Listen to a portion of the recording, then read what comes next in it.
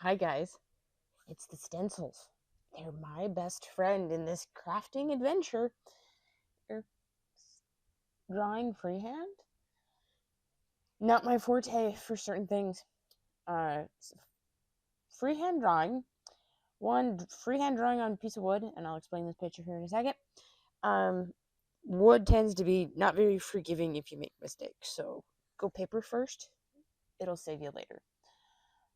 There's obviously special challenges when it comes to freehand drawing, especially for me because I can't draw. So save the headache. This picture is related to the video Timeless and Forever. From my original drawing, I tried every trick in the book to scale it up, from different programs, to bigger graph paper. Ultimately, I had to freehand this, so I had like a line going down the center and a line going here, and I had to look at the math to find this width and that width, and I was successful. This looks gorgeous, but I had some drawbacks. So with the stencil here, there's the key things to remember. It's all how you set up.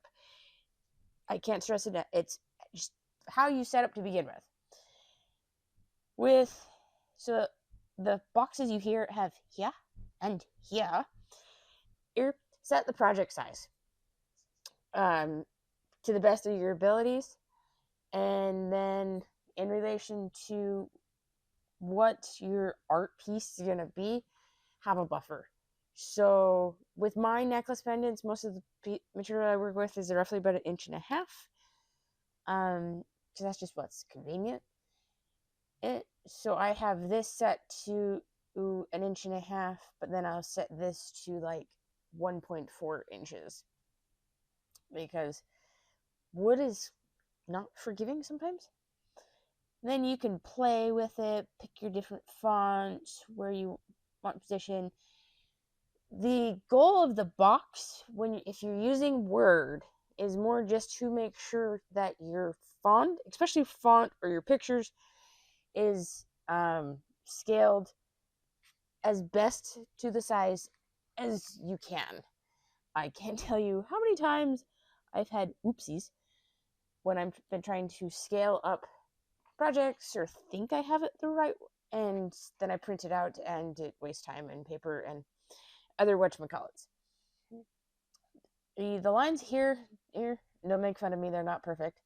It's purely for reference, for examples. Those is to show where the focal points will be, so as you're sizing and trying to find the highs and the lows, you can position the work and adjust accordingly. Like there's that, and there's that, to make sure it fits accordingly, and it also helps if you're adding multiple elements to the workpiece. Here's one example of a drawing that I did in a video. Can't remember the project off the top of my head, or if I did make a video for this one. If I did make a video, I will link it in the description. In certain tips, we're having the reference lines. I use carbon paper and transfer paper.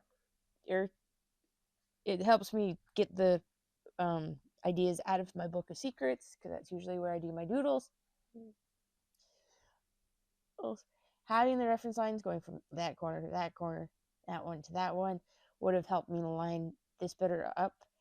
Also, having a line exactly in the center, so this point and that point there, I lined it all up by eye. Still came out gorgeous, but these slight changes would have been better. What's my next one? Starting out, I used a lot of pictures to transfer them into stencils. Those the key things for picking out pictures. This is another one of my projects. This is the video called Saturn. Is defining the lines.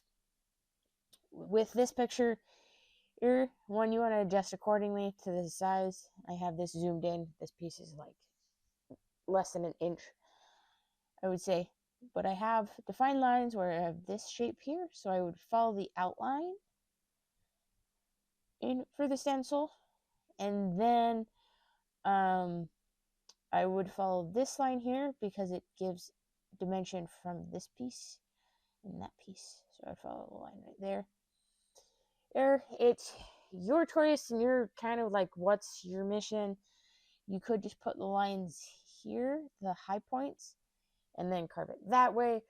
Some people, they would trace these. So they'd have this line there, go here, and they'd have a line here, or they'd have a line going down this way and going this way. And so they would know where's the high points, where's the low points. I mean, it's ultimately have fun with it, try different projects. This particular project is actually a 360 view. So this whole piece comes like over this side, and when it's flipped on the other side, it is an under. But the biggest tip I have is the making sure it's very, very defined. If you can't get definitive lines and pictures, it may or may not be the best. Also, when you're using different pictures as stencils, you got to focus on point of view. I did an oopsie when I first tried to carve one, picked the wrong perspective, and the project was epically failed. Computers can be your best friend, but it also can have drawbacks, especially if you don't have a printer available. So use wisely. Also, a variety of programs.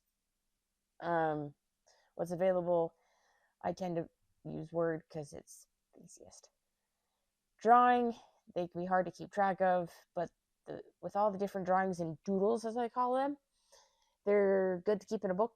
When I first started, I didn't keep them in a book. I also didn't really know how to set my book up.